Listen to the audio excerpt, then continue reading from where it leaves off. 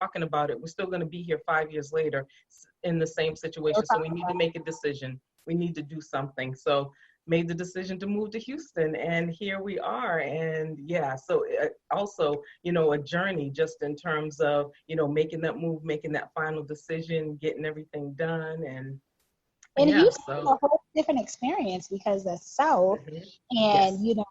Texas is huge. Huge. Huge. Yeah. So, to get from one place to the other is a whole flight. Oh yeah, absolutely. Well, it was funny because we drove because we had to bring the car.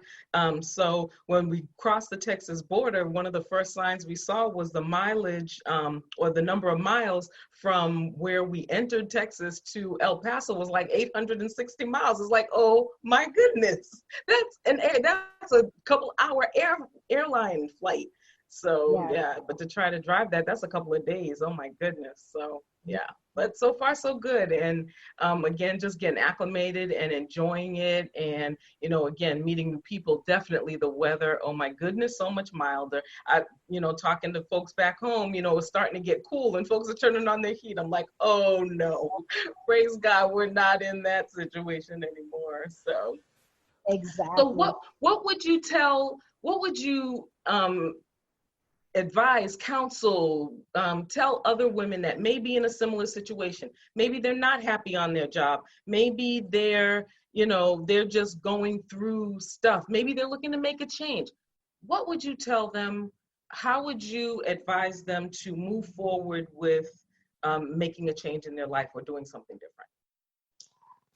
Well, I try to really be cautious of advising too much, right? Because some people say your stuff is Bible. But what I do tell people is, you only have one life. Yes. You really do. And we all wish and hope to be able to live a long, prosperous, healthy life. But unfortunately, it's not guaranteed. So if there's something that is making you unhappy, right, to the point where it's actually interfering with your mental being and your physical being, I don't care if it's a job, I don't care if it's a person, I don't care if it's your mama, your dad, anybody. That's toxic. And it's time to let that go. It's crazy because the mentality in the States, and I hear this from everybody, it's pretty much the same consensus I hear, is, well, I got bills and I got student loan and I gotta live, and okay, we all do.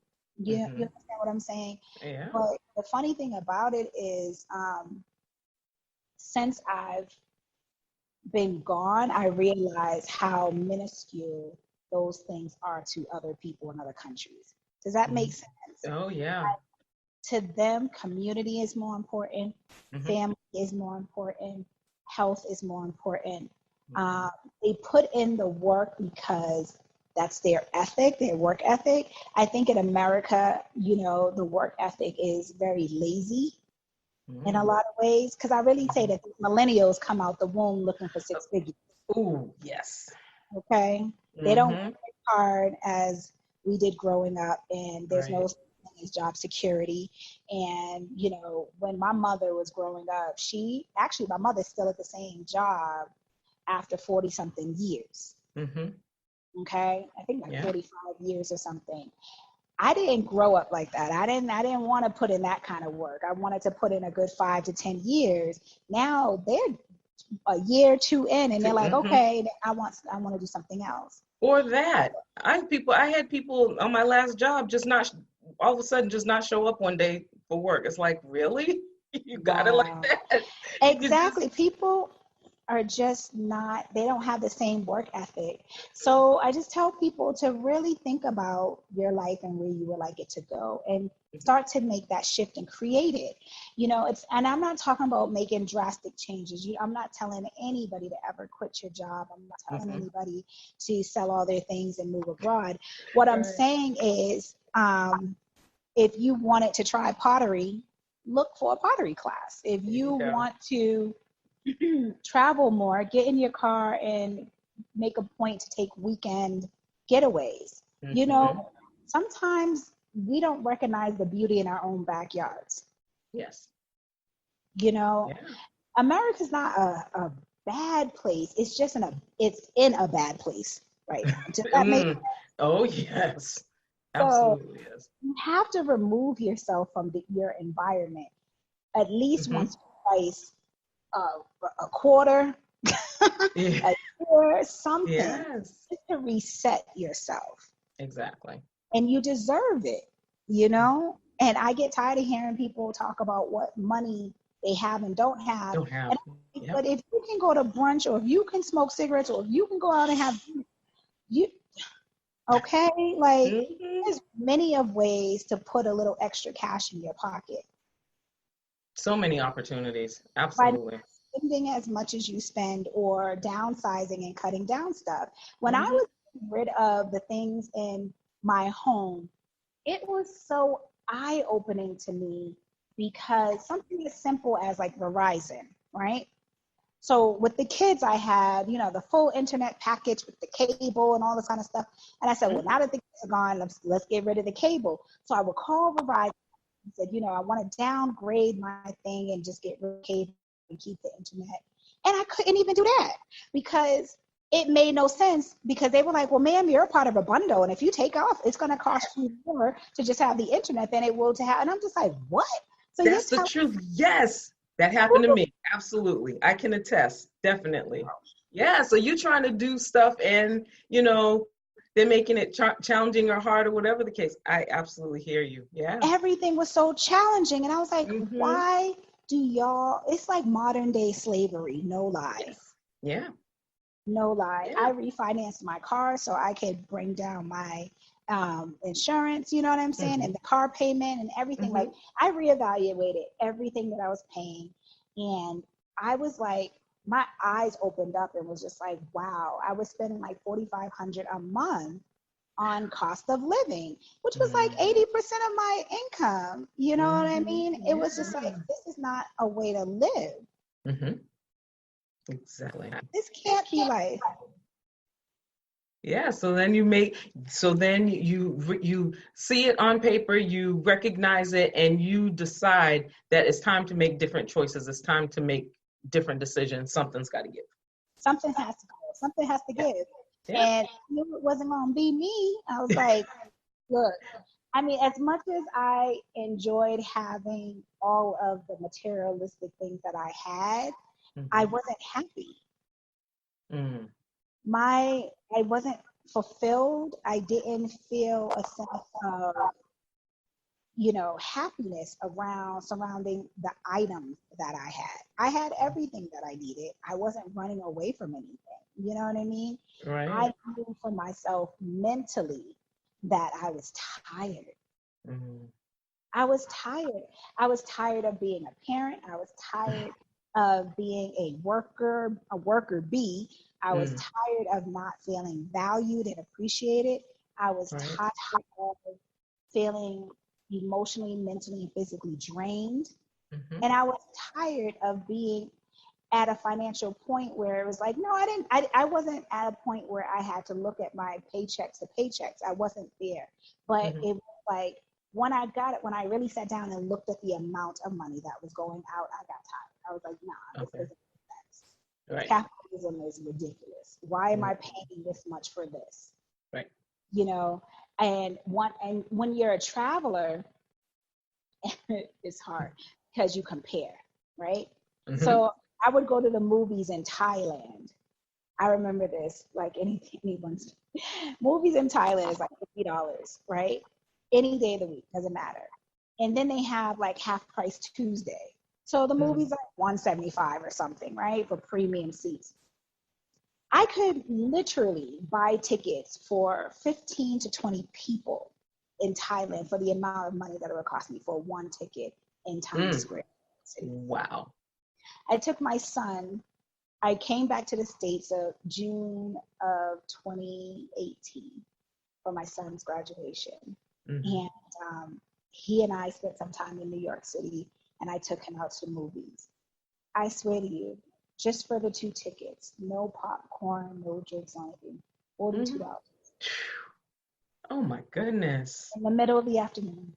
Oh my goodness. And I said, well, damn, if I would have told him that he could have, anything at the concession, I literally would have left the movie theater spending close to $80, Sure.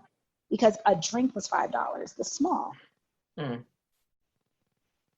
Mm. But in Thailand, I could buy my popcorn, drink, and a snack for $5, and my tickets, $3. So I'm still spending less than $10 to go take myself out for a movie. And I didn't understand this because I was going, well, what makes the movie cheaper in Thailand than it does in America? Nothing.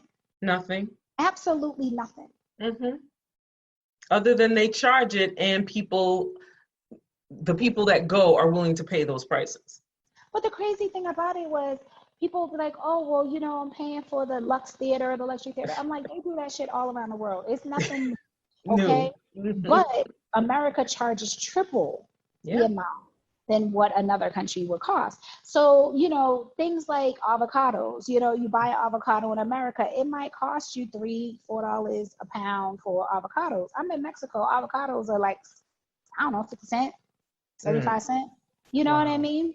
Yeah. So, and then it was more than just my mental health became so much better, abroad. And it was because I'm going to send you a picture to post on your podcast. When I left America, I was about 175 pounds or so. I'm 4'11". So that was not healthy at all. And I was pre-diabetic. I was on a low carb, high fiber diet, all of this stuff to try to, and I could barely walk for like a whole mile without my back hurting and my feet hurt, like just all of the above, right? I felt I was falling apart. And here I was too young. And I had problems with my thyroid, taking medications. I mean, it was just like, what the hell? I'm too young for this. I'm in my 30s. What the hell's going on?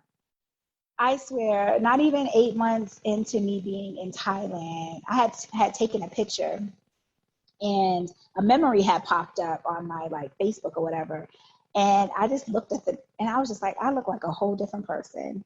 The weight had shed, not because I exercised, not because I did anything differently, other than ate the food. And the food was fresher. It wasn't full of preservatives. It wasn't full of toxins and steroids and all the crap. Like if you seen a chicken literally running around anywhere near a restaurant, that was probably the chicken you're gonna have for dinner. Like, like the food was just fresher. The fruits were super fruits and they were, everything was so delicious in Thailand. And I had lost so much weight. I was down to like maybe 158. I was healthy. I had more energy, and like I said, the sun and the vitamin D was hitting me, and travel had transformed my mental and my physical. Sure. And if I didn't take myself out of that environment that I was in, because I didn't know I was in a toxic environment until I removed myself from it. Exactly. All I knew is that my behind was just over it. I was just like, I'm done with this mess. I don't want to do it no more. That's all I knew. I didn't realize it was toxic until I was gone. Exactly. Nubia, thank you. I can't thank you enough for sharing your experiences, for shedding some light on, again, just making some different changes in our lives as we mature, as we, enter our 40s and 50s. Things don't have to stay the same. But as I always tell you, my listeners, as I always tell you guys, remember, nothing changes unless you do. Nubia, thank you so very much. We will be back with you next time on Cast Iron Skillet Chronicles. And until next time, stay safe, be well, and be blessed. Bye now. Bye.